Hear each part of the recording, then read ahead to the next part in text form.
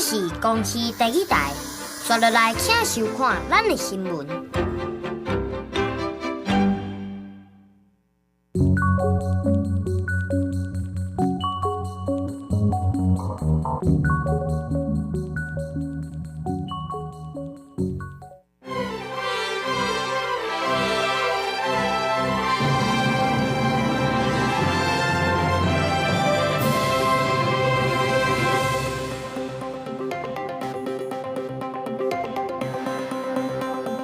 观众朋友，大家好，欢迎收看8月18公司第一台下晡新闻，我是陈淑君。咱先来看今仔有什么新闻重点。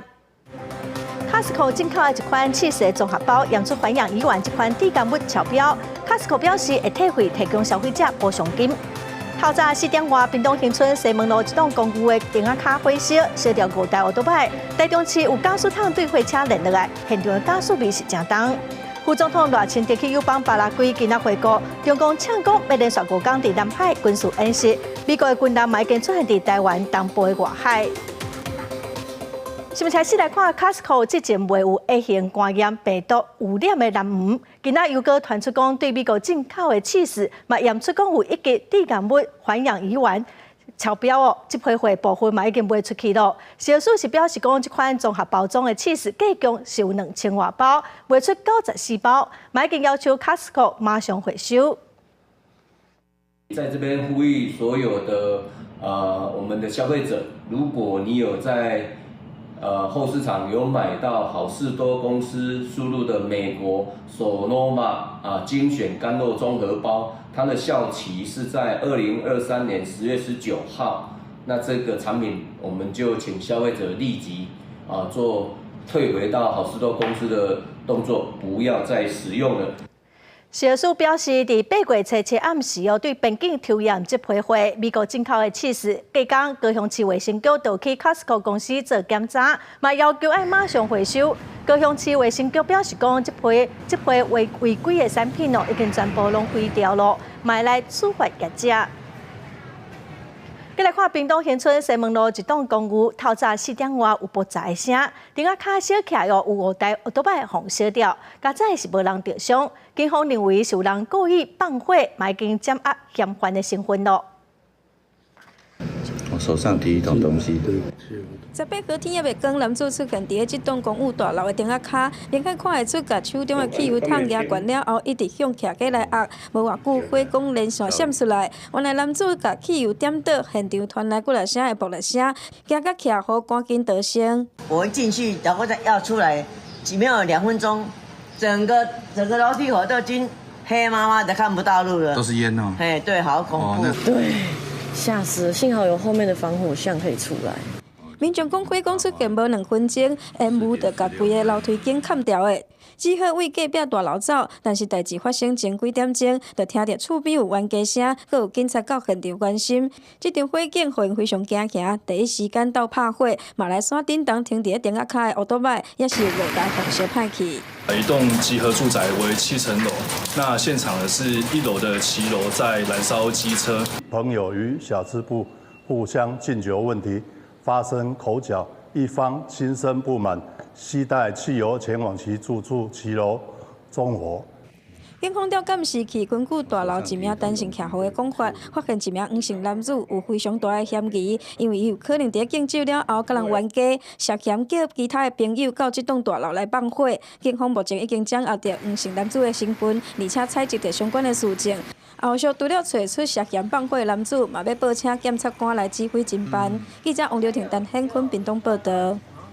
再来看台中市北区的公园路，伫8月15，有民众看到一台载加速桶的货车哦，加速无把好，对车顶连落来。民众是讲现场传出正重的加速味，警方嘛罚这加速18000块，消防局嘛对业者来进行稽查。路边伫咧呛白烟，还有插片加速味，这加速赶紧停落来看，原来是车顶载加速桶落落来了。有掉瓦斯桶，然后有出烟这样子，然后后面消防车有来。现在大部分都骑车、开车掉下来，也是造成一些意外，可能也不方便这样。落地涂骹的加速桶还佫伫咧流开，民众是惊甲唔敢换去。消防队接到通报了后，赶到现场警戒。代志发生伫咧15早起10点，一名姓杨的驾驶驶规台拢是加速桶的货车，经过台中市北区公园路的时阵，可能是无把好势造成加速落落来。搭载运送瓦斯桶时，不慎掉落路面。经检视10回之瓦斯桶外观。桶身已明显有掉落倾砸痕迹。就是这个老板的主管不在啊，这个事情我们不知道，我们只是员工而已。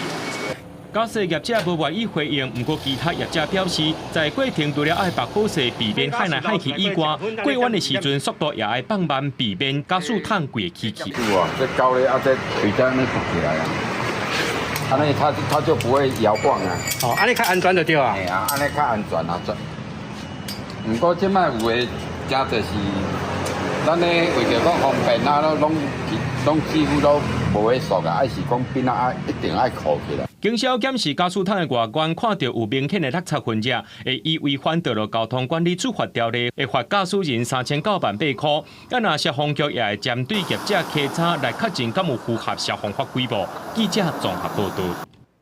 今年天狗日的疫情真吃力咯，云林县本土天狗日的确诊病例已经有201例，高客就占176例。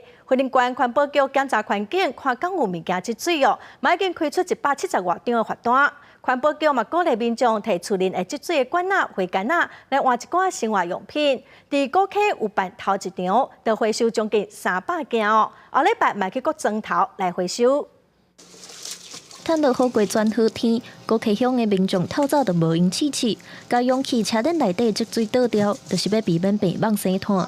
为着要控制天狗日疫情继续炭烧，环保局7月启动专案，稽查积水的勇气等等，到目前已经开发超过170件。等若落雨，伊若要卡的，伊就会迄个渗着水啦。啊，透早起来就搁甲倒啊，甲站的有落雨啦。村长宣导给他们那个农民啊，是居民啊，跟他们讲说可以回收换什么东西，这样不错啊。为着要鼓励民众把厝内无咧用的铁管仔、塑胶管仔、玻璃拢，即较高积水的容器回收，环保局推出回收地当换生活用品的活动。除了鼓励民众整理环境，卖当避免雨天过容器积水生水气。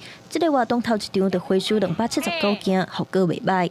所以我们这一次，我们除了加强稽查处分之外，那我们也透过所谓的辅导，鼓励民众把这些不要用的保丽龙盒或者是这些轮胎，那拿来兑换我们的点数。要回收上好的啊，啊，搁换一你讲迄老伙过来起来换一洗碗精来用换伊干的啊。环保局表示，民众回收的项目甲数量若达到一定的标准，就当累计点数换生活用品，包含卫生纸、洗碗精、洗衫精等等。举办第一场时，民众反应真好，后礼拜开始会伫高溪斗六巡回举办，透过开发奖励同齐实施的方式，达到灭掉炭白网的目标。记者王伟雄云林报道。来看今年的3月，一个伫马祖的阿兵哥哦，伫沙埔啊写讲阿兵哥无肉通食，引起社会关注。后来又搁逼讲海巡署马祖华顺队一个主任务，甲公家的罐头寄转来台湾，送互亲戚朋友。树林地检署侦办时发现讲，计共是有7个人涉案，其中5个是海巡人员，计共嘛寄64箱的罐头转来台湾，今仔嘛互检方提起公诉。马祖前线国军今年3月伫海线部写字野出马洪部无肉通食拢摇巴肚，代志结束无偌久，有关海巡署金马平分署，佫逼出涉嫌贪污的备案，有好奇国官将部队的罐头刷作使用。为什么连罐头也要贪？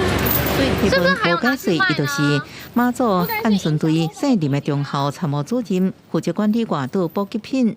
检方查出伊看罐头尽量有村，就找来姓张的上司甲姓曾的上司偷换一般纸箱仔装罐头，佮叫姓严的士官长甲姓曾的少校后勤官运去公务车，有64箱，为南加岛一箱输运等台湾分送给亲友。下被一审告法院是因为检方10月将这案定结起诉。多次将公安巡队同仁食用的食品罐头，以偷天换日更换包装纸箱的手法侵占入籍，所图者纵然只是小利，但所为非但败坏官箴，更严重损害案巡同仁形象。包含在林的中校在内5名海巡人员被依照贪污等罪嫌起诉，另外2个朋友涉嫌协助运送，也被依法接受甲搬运查拉米等罪嫌提起公诉。只是60几箱的罐头，价值几万块，所涉嫌侵占补给品、食贪污的官司，换来代价甚至算袂符。记者综合报道。副总统赖清德带团去参加友邦巴拉圭新任总统的就职典礼，今仔回国。赖清德表示讲，咱甲巴拉圭有亲像兄弟的友谊，会继续来针对教育、卫生、医疗佮就业来合作。针对中共呛声讲要连续5天伫南海军事演习，嘛传出讲，即马美国的军舰嘛已经伫台湾的东部外海出现咯。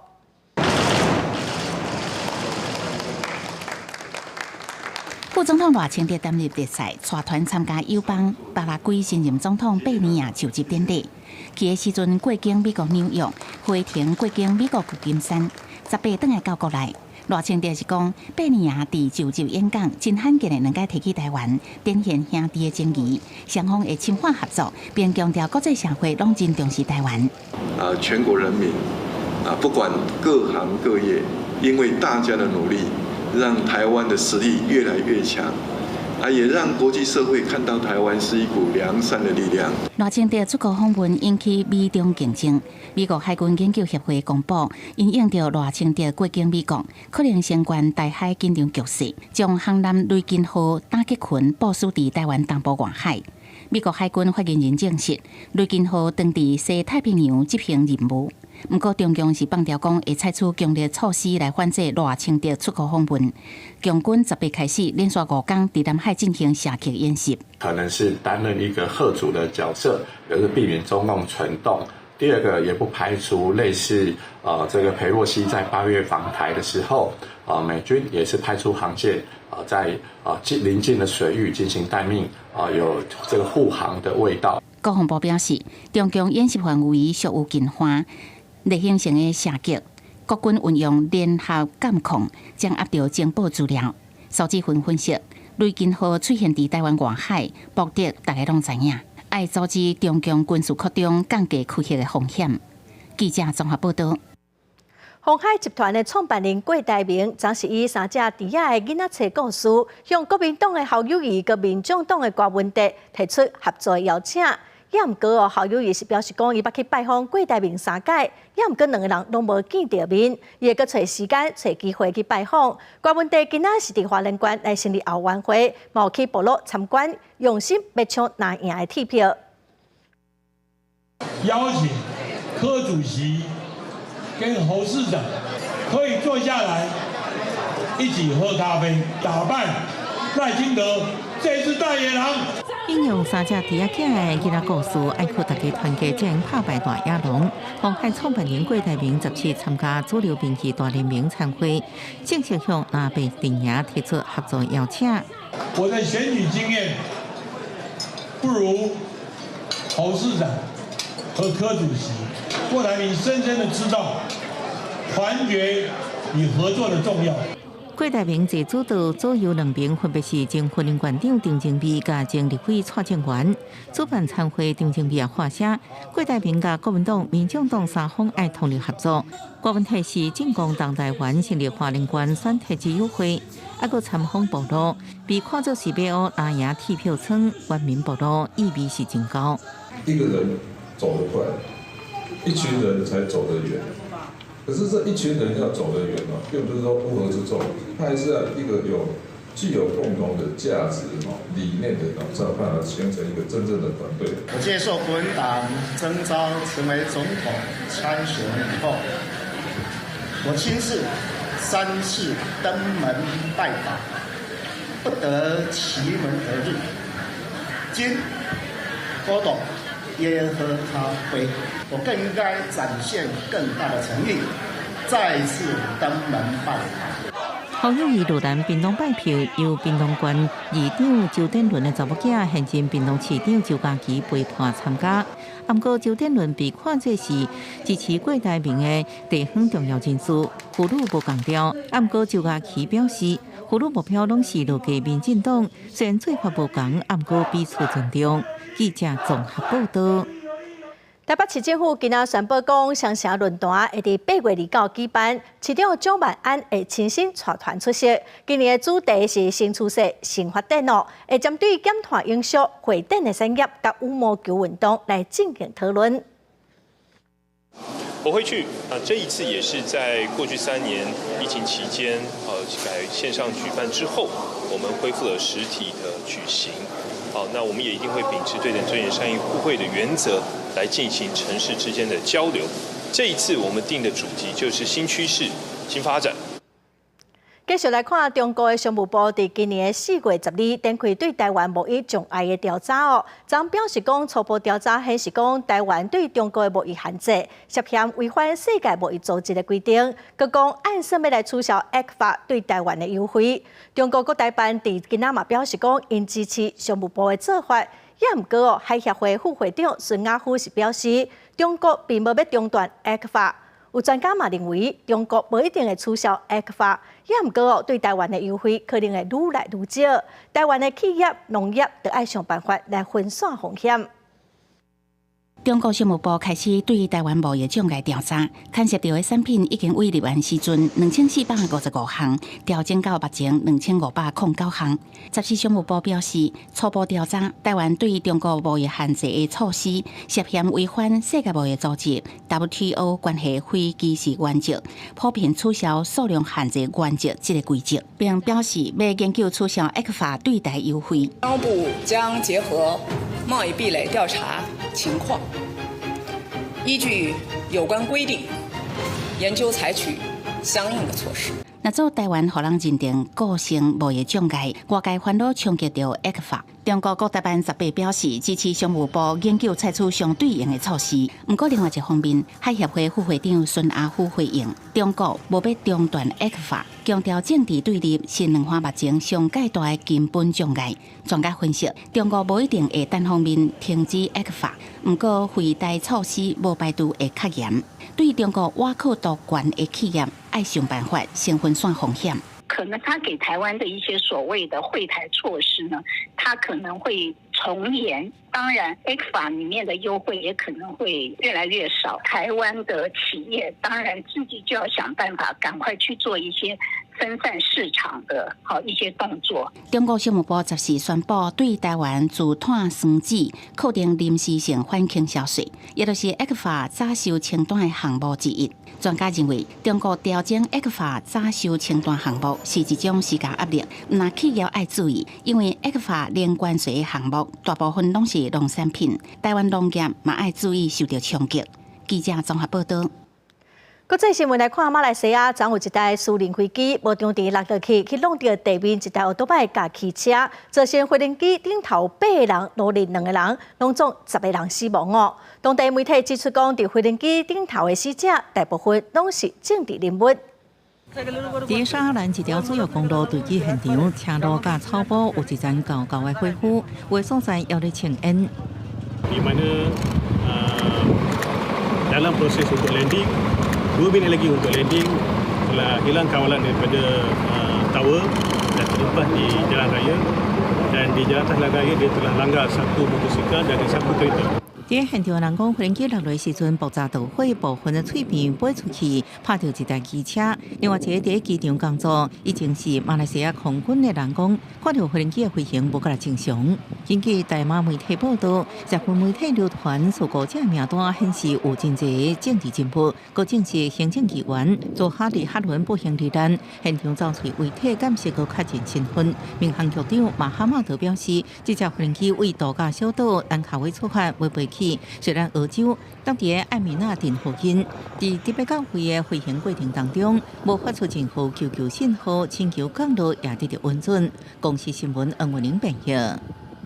政治站随便有民众烧古兰经抗议，当局并无禁止，和伊斯兰的国家是真不满，公开谴责。有恐怖组织呛声讲因要发动攻击，所以最近随便嘛甲威胁的警示有关到第4级。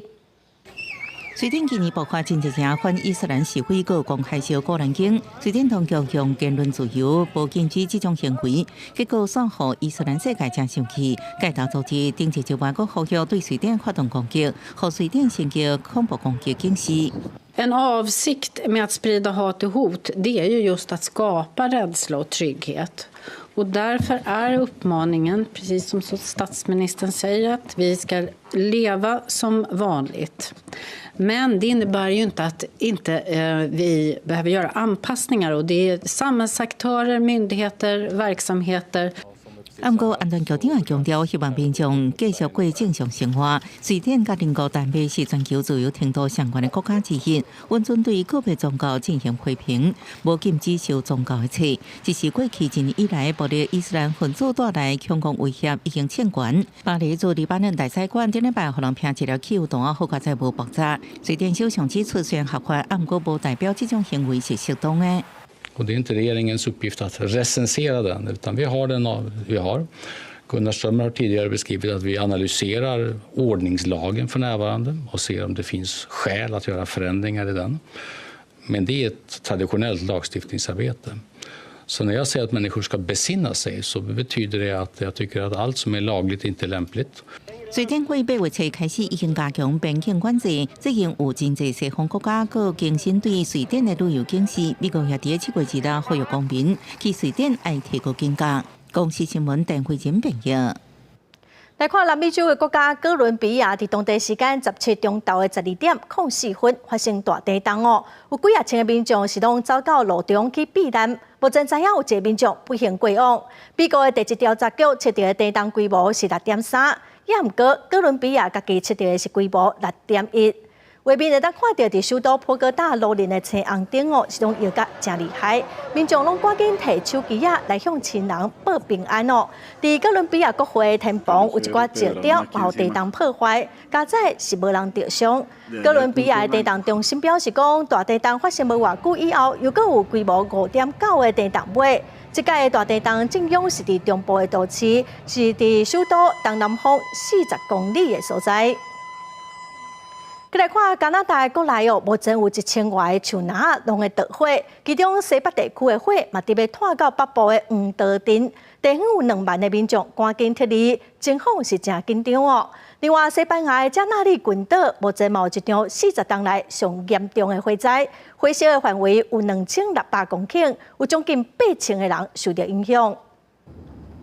头前的路拢照火昏，两边的树仔土地烧甲臭大。加拿大西北部地区野火向北部上界大的城市之一的黄道镇烧过去，已经较无16公里了。当局紧急撤离全镇2万的居民，当地机场离开省镇的公路规个正塌，几600人排队听候紧急军事撤离航班。官员警告，18中昼前就要赶紧离开，啊若无增强的北风会甲大火杀向撤离时阵会经过公路。未来24至48点钟，恐惊是今年热天 上有挑战的关键时阵。We are expecting significant growth, and we are expecting our resources to be challenged from north to south in the province over the next 48 hours. Dry lightning, strong winds, and drought conditions. There is a strong likelihood of new fire starts that will grow quickly and unpredictably in the coming days. 加拿大当地经历历史上上界严重的野火季，全国有超过1000个火场当地烧，其中265位发生在西北部。专家表示，气候变迁和野火烧炭变得更加严重。另外，西班牙加那利群岛嘛拄到40年来上界复杂的大火。地方政府表示，度假胜地田尼利夫岛的大火已经烧毁超过2600公顷的土地，这个火场差不多30公里宽，7600人受影响。极端高温甲天气的条件，互救火难度大大增加。部署250个消防员，17台飞机往回火场灌救。连气象学家拢表示，加那利群岛所拄到的大火较早拢唔捌看。这场野火发生前，群岛才拄到消防员的侵袭，一寡所在变得真大数，所以大火一个小未收煞。气候变迁是造成大火的原因。公司新闻吴文玲编译。美国纽约市政府昨宣布讲，禁止政府部门的手机甲电脑使用 TikTok。纽约市长亚当斯是指出讲，因为烦恼网络安全的风险，为着要保护纽约民众的资料安全，所以决定讲要禁止使用这短影音的平台。点开 TikTok 看几个趣味短片是被少人日常生活，不过愈来愈多美国国会议员呼吁要求全国对 TikTok 实施禁令。纽约市正做上新一个禁止使用这款低影音平台 TikTok 的都市。It is a constant threat. It's a constant threat, and much of that threat is coming from outside the country of trying to infiltrate our systems and really impact our data. And we need to protect New Yorkers' data, and the federal government made a move. We're complying with that. We're hoping TikTok can find a way to really secure and safeguard the users. 纽约市各机关必要求第30天内移除这款 App。若是属于持火装置甲网络拢明连起的 TikTok， 目前全美国已经有30个州禁止员工伫政府设备顶悬使用。纽约州伫2020年已经采取这项政策。联邦政府伫2021年12月通过禁止政府设备使用 TikTok 的法令。纽约市表示，是不是禁令甲联邦政策是同款的？TikTok 伫美国有超过1.5亿个用户，中国科技大公司字节跳动是伊的母公司。不过，美国联邦调查局甲中情局认为，中国政府可能利用这个软体来分化美国人。美国前总统川普捌伫2020年要禁止 TikTok 下载，不过互法院裁定阻止。根据路透社一项上新公布民调，美国有47%的成年人支持对 TikTok 实施禁令，反对者只有36%。公司新闻陈慧仁编辑。过来消息来看，关心交通的民间团体20这礼拜日要上街头，诉求讲甲路权轻互过路人。行政院昨嘛已经甲《行人交通安全政策纲领》甲《道路交通安全基本法》的草案送到立法院审议咯。桃园市政府嘛呼吁中央侧音甲改装车嘛应该爱制定规范，加强源头的管制。加强处理改装车。桃园今年6月开始推动检讨专案，针对桃园市50个车辆噪音定情热点的区域，甲120间改装车行加强列管稽查。针对行政议会《道路交通安全基本法》，注重交通安全甲过路人的安全。桃园市府建议，噪音甲改装车相关的规范都要包括在内，加强为源头管制。源头只要有改装的行为，就应该要加重处罚，而且如果是第2次犯的话，罚则能够更加的加重。预计年底之前，这些相关法规的修法都能够上路。苏俊斌认为讲，该沿东港产生的噪音，袂当中央甲地方一人做一款，嘛感谢行政院的支持。为着要洗清台湾去互外国媒体讲是行人地界的臭名，交通安全受到重视，各地开始加强过路人的安全。亲像新增加过路人专用的时尚号志，不过有时段限制，民众若是向不白清楚黑白行，嘛是真危险。新增加的东西以为是每一天都有，结果是假日才有，那结果平日的部分大家有些都会误闯。为了降低过路人死亡的人数，行政院嘛伫道路交通安全基本法的草案，加强过路人的安全，锁定全台湾600个危险的路口来做改善。目标是伫2030年。因为交通死亡的人数爱降低30%，民间团体认为，毋若是立法保障行人的路权，应该爱有全国统一的车路设计规范，才会当真正保护过路人的安全。这边他们会在制定行人交通设施的条例，但还是针对的是行人交通的部分，它并没有去制定整个完整道路的设计规范。另外，公民帮推协会认为讲，目前欠缺汽机车的行车规范，也有驾驶训练、甲驾驶训练班改革伤过传统，应该做改善。嘛讲到违规严重才换照，驾照换照的问题嘛无互强化。伊主张应该固定时间换照，新的交通法规的变更嘛应该透过换照来通知。记者综合报道。顶个月底，卫生福利部针对台湾的护病比的问题做讨论咯，也毋过病院甲护理师的团体并无共识。今仔早起，护理师工会佮到行政院门口定情，因讲台湾的护病比1比13，一个护士就爱照顾13个病人，这是世界上上悬的，要求政府应该爱重视改善。危险护病比，护病一起死。大声发出互理人员会关的劳动环境。护士工会18到行政院门口陈情，讲台湾护病比是世界上悬，护病比是一个护理师平均照顾偌济患者。因表示，护病比愈悬是会增加患者的风险。一个无健康的护理师，一个拢超过时间，拢无休困有够的护理师，你感觉安尼敢有法度好甲你照顾你的安全甲你的健康？顶个月7月底，卫福部结合病院相关团体讨论3班护病比的制度。目前只有要求护病比以规工计算平均，3班护病比是甲规工分做3个时段来计算，通反映出每个时段的人力状况。工会讲，虽然3班护病比入法有达成共识，但是以地区病院大夜班为例，工会希望是1:12.9，但是所有病院发出1:26的要求。来，多少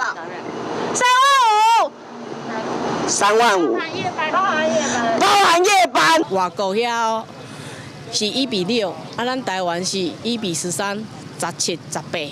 遐尼悬，人是10几万起跳，阮遮无，病院拢伫咧讲啦，因收入无够啦。头家去电视顶悬讲啊，即摆因有业外收入啊，那趁少济钱，为什么唔是来甲阮加薪？我们会尽快，因为目前我们还在做，因为还是要再做一个团体，做一个协商。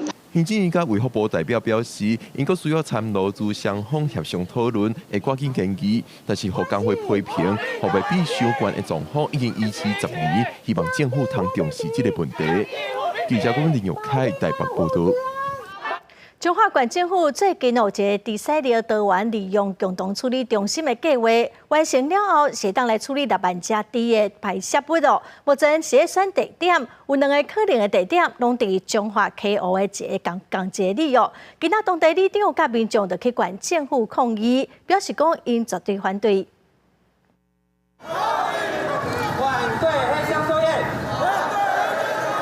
上百个民众举报条大声发抗议，批评县府西暗盘。中华是全国第3大饲猪仔的县市，县府争取着中央3亿7千万的经费，打算要伫东路溪一个公有地起猪肥的处理中心。当地西市里的里民18来到县府抗议，表达反对。没有一个人，都没有人听到说这里要做那个粪尿处理中心、猪粪处理中心，没有。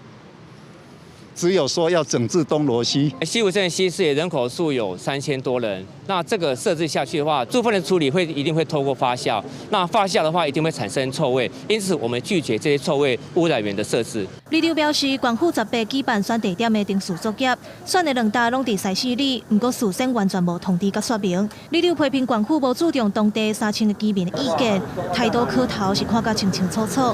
按照县府临时请经济暨绿能发展处的处长出面接定情书，县府是强调规个方案目前阁等咧研议，也未定案。因为这个程序还是要完成嘛，哈，所以各位乡亲，您的意见哈，今天表达的意见，我们都会纳入我们的评估方案啊。我再跟大家讲一下，这个还没定案。县府表示，溪湖镇有23个饲猪场，拢总有19153只猪仔。猪肥的处理中心会当处理大概6万只猪仔的排泄物，处理了的济袋，阁会当供应予附近的农民做蛋肥。目前处理中心的地点还阁当咧审查，无排除会找其他适合的公有地。记者尤敏峰、王良涛中华报道。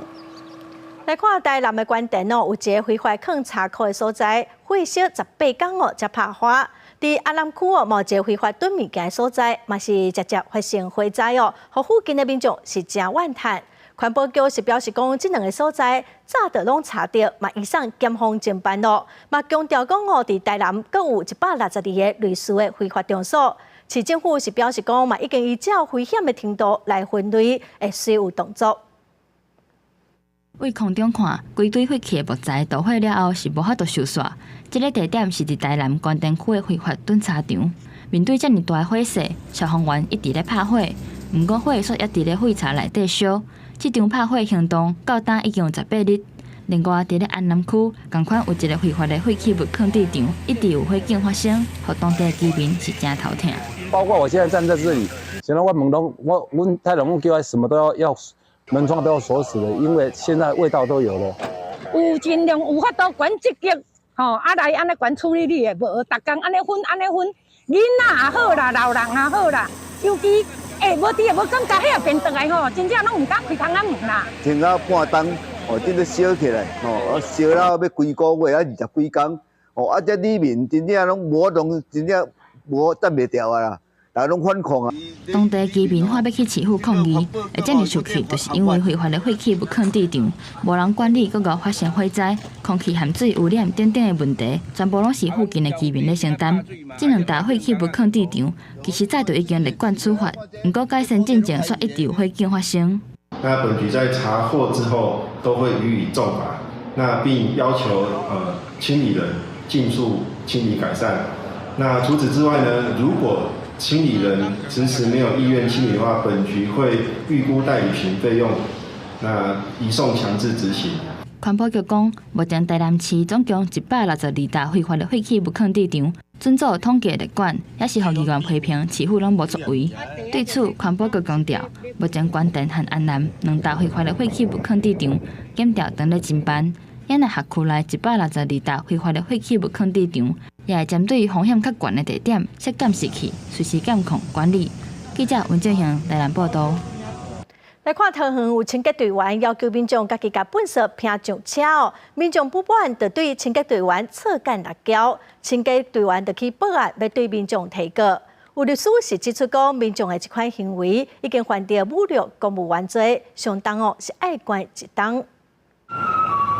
粪扫车哪驶，民众哪倒粪扫。 一个穿乌衫的查甫人，刮粪扫挖过，叫清洁队员替伊等，互记住了后，竟然甲伊臭干辣椒，无甲伊斗等粪扫，就去用乌白骂。这个事件发生伫桃园8地，清洁队员这口气是吞袂落，直接去警察局报案，讲要甲告。 回头就是骂一句国骂，就是三字经这样子。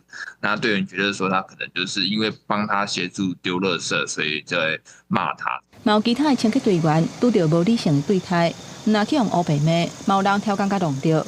当然有民众资源回收无分类，要求伊重新分好好势。想袂到这几大地，民众要是硬甲拼对车顶去，甚至工作人员嘛去互击着。 队员其实他的体力也是有限的，一天可能一条线上服务的民众没有500也有1000啦。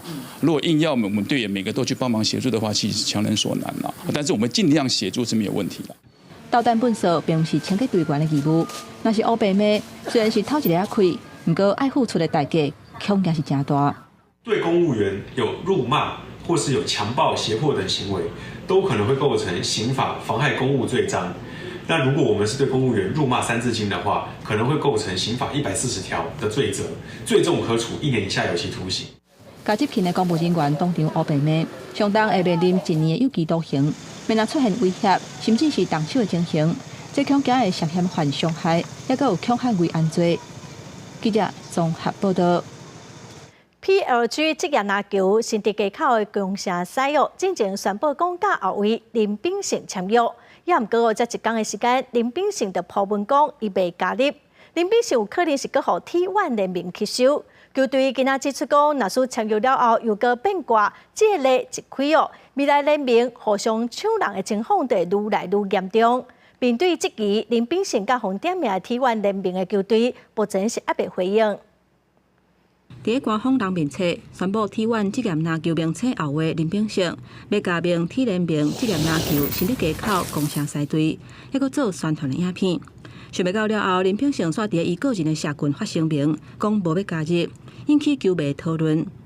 林秉胜的做法，互公社赛队是真好接受。18甲南洋立委举行记者会，对林秉胜的做法表达遗憾。不知道为什么到了最近这1、2周，他突然又说。 他想要去另外一个球队，那其实，在这些种种的发言，其实让我们感到满头的问号，还有一些遗憾。提出 T1 职业篮球名册后卫林秉胜甲因拍契约，强调讲伊要加盟 T 联名职业篮球新德街口公社赛队，合约生效的日期是9月初1。立委认为讲 T1 联名内底有另外一支也未成立，毋过有大公司支持的球队，已经甲林秉胜恶过啊。 立委批评这种恶意恶人才情形，若是无解决，未来这种情形恐惊是一直出现。大家就可以这样子做，这个对将来，2个联盟的发展，对整个台湾的篮球运动的推动都不是很健康啊。直篮的2个联盟，还有这个中华篮协，基于这个利害关系的一个角色，应该。 能够共同来拟定妥适的一些运作机制。体育署表示，这项篮球运动牵涉商业机制运作，而且篮球协会斗3工协调，看安怎来化解问题。因为原本中华篮球协会有受到邀请出席，买手却是无到位。记者综合报道。天气热就到西滩北网，亲像咱台湾今年天9日的疫情就特别严重哦，已经超过1800个本土病例，若伫全球嘛已经超过300万例咯。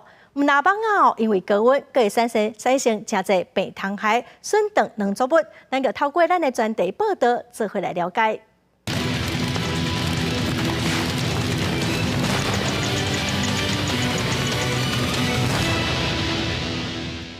卫生人员伫厝内甲厝外四界喷药啊消毒，无论大人也是囡仔，拢倒伫眠床顶发烧，连物件都食袂落。南美洲的普鲁今年6月爆发当地有史以来上界严重的天狗热疫情，超过13万人感染，至少200个人死亡。上主要的原因就是性因现象、气候暖化，造成网虫大量生产。WHO is preparing for the very high probability that 2023 and 2024 will be marked by an El Nino event. The effects of climate change are also fueling mosquito breeding and the spread of this disease. 根据世界卫生组织 WHO 的统计，全世界感染天狗热的病例为2000年的50万人到2022年的420万人，20年来增加超过8倍。今年敢若伫美洲，都有将近300万人感染，若搁加上天狗热上主要的疫区亚洲，感染的人数可能会真惊人。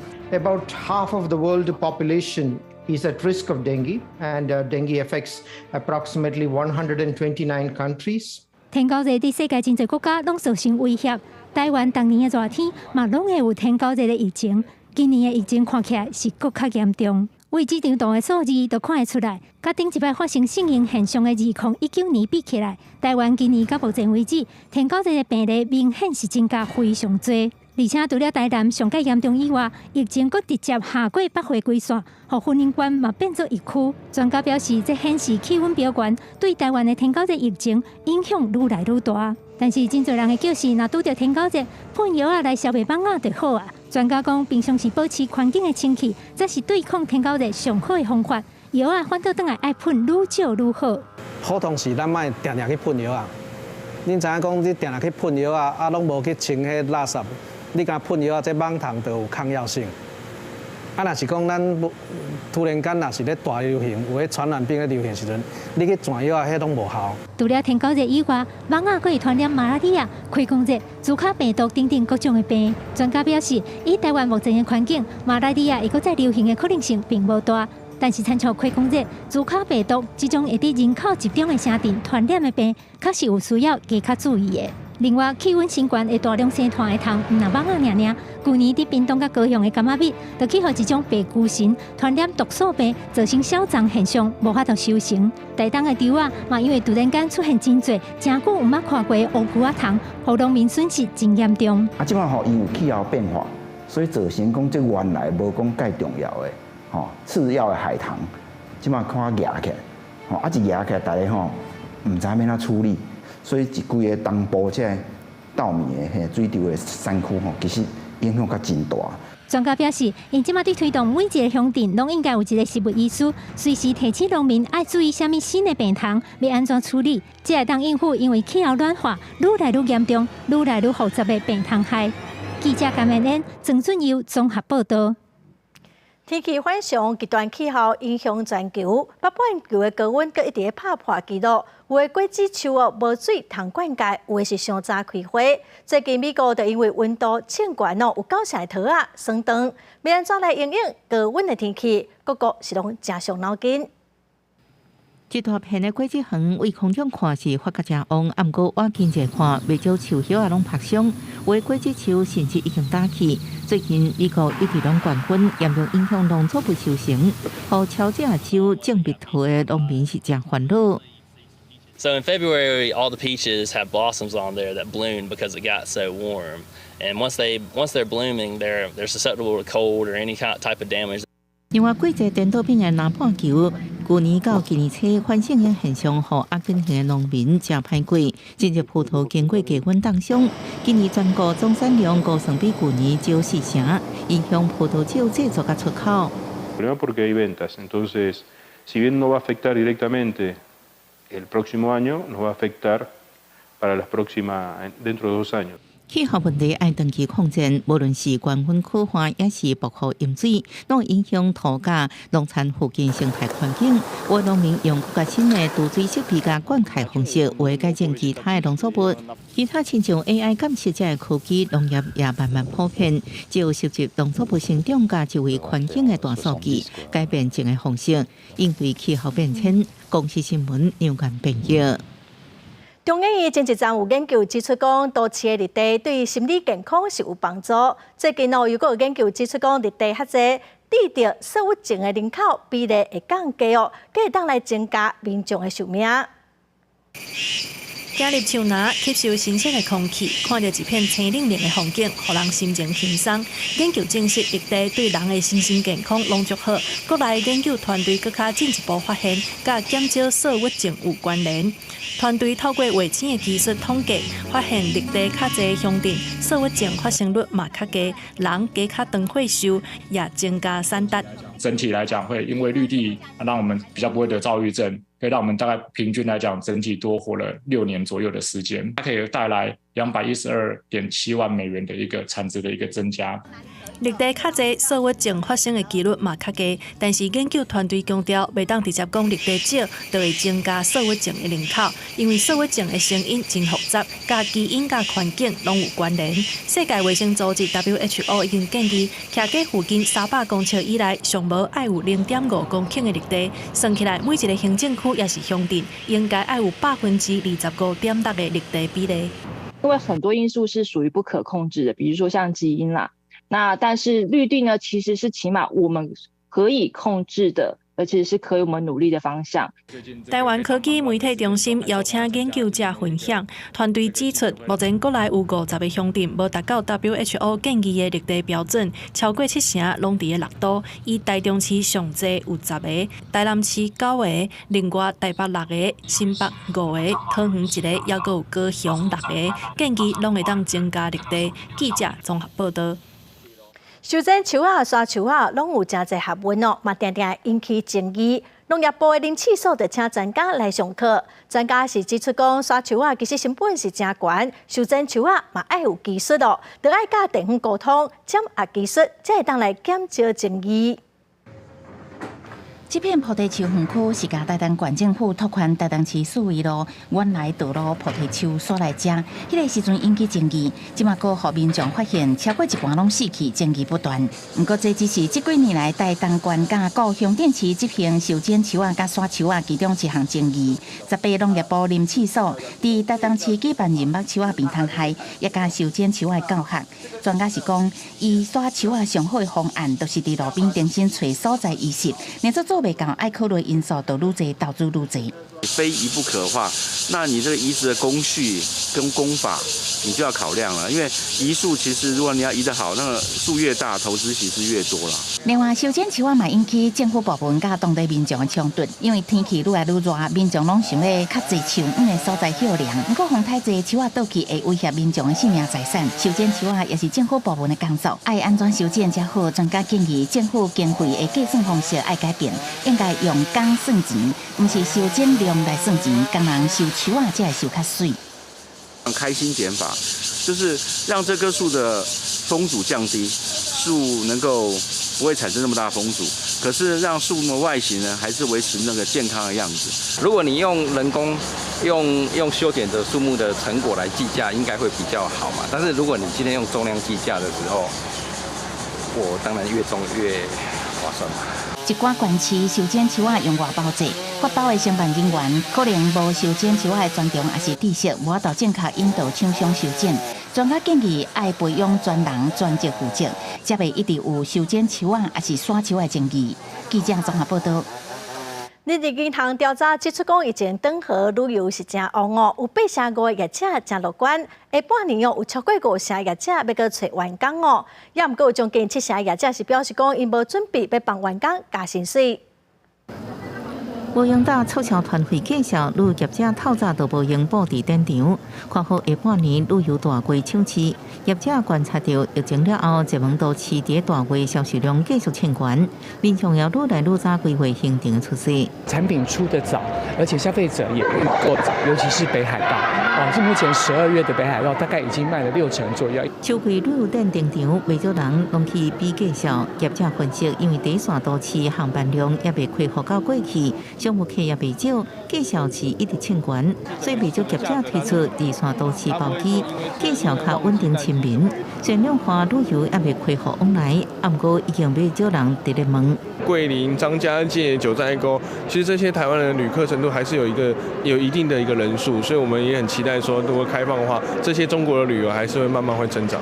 疫情了后，观光旅游需求真热。不过，今日银行调查发现，虽然观光产业继续转好，不过下半年只有5成5业者有招募计划。疫情了后，未少观光业者已经为员工加薪水，所以下半年大部分未付加倍抢人才计划。6成8的企业是没有意愿再加薪或是提供其他福利，只有32%的业者表示有可能会有调薪或是其他福利的展现。那主要是因为根据主计处统计，去年的1月到11月，观光餐饮业呢，他们调薪的幅度已经超过了5%。今日银行业者分析，去年1到11月，带小餐饮业的调薪水幅度是5.08%。幅度比金融业较悬，虽然业者看好，不过一直调薪水已经对业者获利产生压力。短期之间，要个调薪水的机会恐惊无悬。记者综合报道。中华关怀文教基金会伫晓乐举办台语讲本营，爸爸妈妈带囡仔做伙来学台语正音，落尾会当伫录音室来试录广播节目，咱做伙来看卖。民众坐伫录音室，用台语小解家己体验录广播节目。这是关怀文教基金会举办的台语广播营，让民众讲台语，可以当学广播技巧。老师有甲我讲，就是若是咧做想要做一个学广播的人，莫就是讲话的时阵莫有会使，安尼可能人听起来就是较毋好。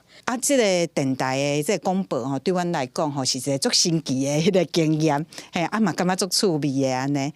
2天的广播营活动，小解广播的发展历史、录音的设备，过来就是台语的价值、声音大小参数度，上重要的是声音表情的掌握。喜怒哀乐，伊拢有无同的声调。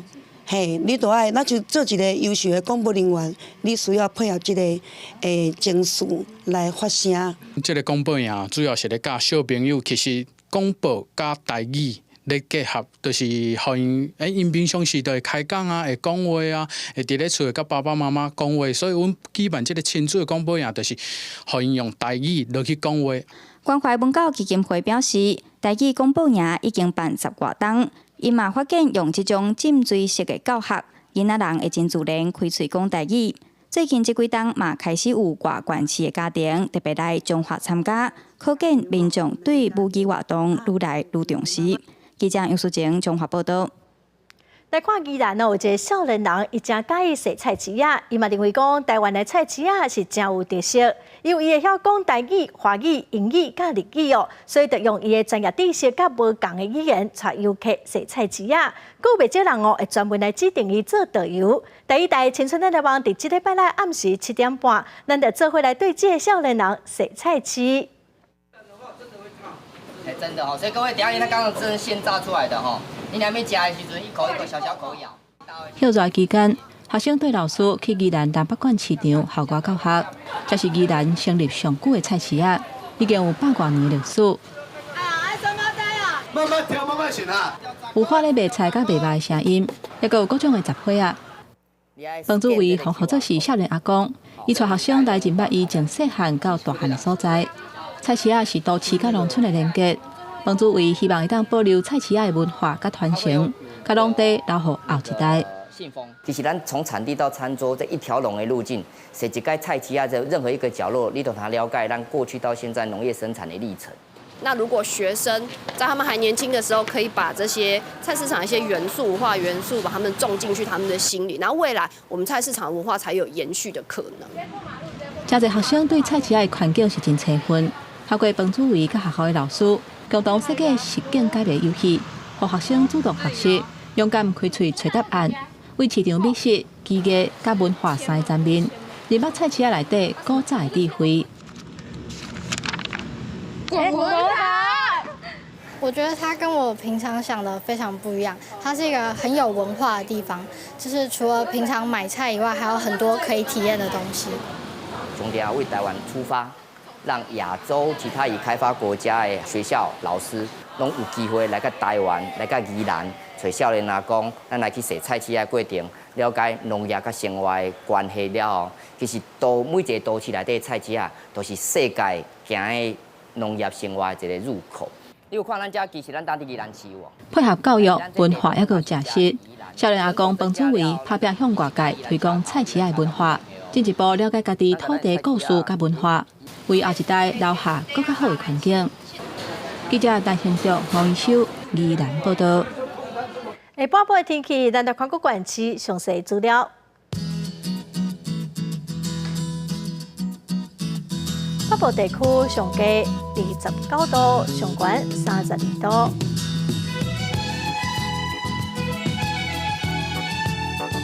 中部地区上低29度，上悬32度。南部地区上低27度，上悬31度。东部地区上低29度，上悬32度。华北地区上低27度，上悬31度。感谢观众朋友收看《公视第一台下晡新闻》，我是陈淑君。下礼拜下晡3点，咱再会。